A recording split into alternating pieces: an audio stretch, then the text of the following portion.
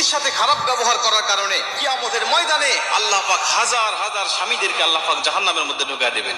কিয়ামতের মাঠে যদিও তাদের অনেক আমল ছিল, নামাজ ছিল, রোজা ছিল, তাদের আমল নামে হজ ছিল, যাকাতের মতো সওয়াবও তাদের আমল নামে ছিল, কিন্তু স্ত্রীর হক না আদায় করার কারণে, স্ত্রীর সাথে খারাপ ব্যবহার করার কারণে আমার আল্লাহ পাক কিয়ামতের মাঠে তাদের ঠিকানা করে দিবে জাহান্নাম। আল্লাহ পাক ওই সমস্ত স্ত্রীগুলোকে ডাক দিবেন, ডাক দিয়ে বলবেন, বলো তোমার স্বামীর সম্বন্ধে তোমার কোনো অভিযোগ আছে?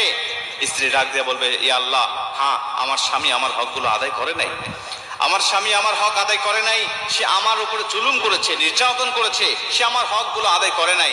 আমার আল্লাহ বলবে, তুমি কি তাকে ক্ষমা করবে? স্ত্রী যদি বলে, আল্লাহ আমি তাকে ক্ষমা করে দিলাম, আমার আল্লাহ বলবে, যাও তোমরা দুজনেই জান্নাতি। কিন্তু স্ত্রী যদি বলে, আল্লাহ আমি তাকে ক্ষমা করতে পারবো না, কারণ এতটা জুলুম করেছে, আমি শুধুমাত্র এই কিয়ামতের ময়দানের অপেক্ষায় ছিলাম যে কিয়ামতের ময়দানে আল্লাহর কাছে আমি অভিযোগ করব, কারণ দুনিয়াতে আমার অভিযোগ শোনার মতো কোনো ব্যক্তি ছিল না।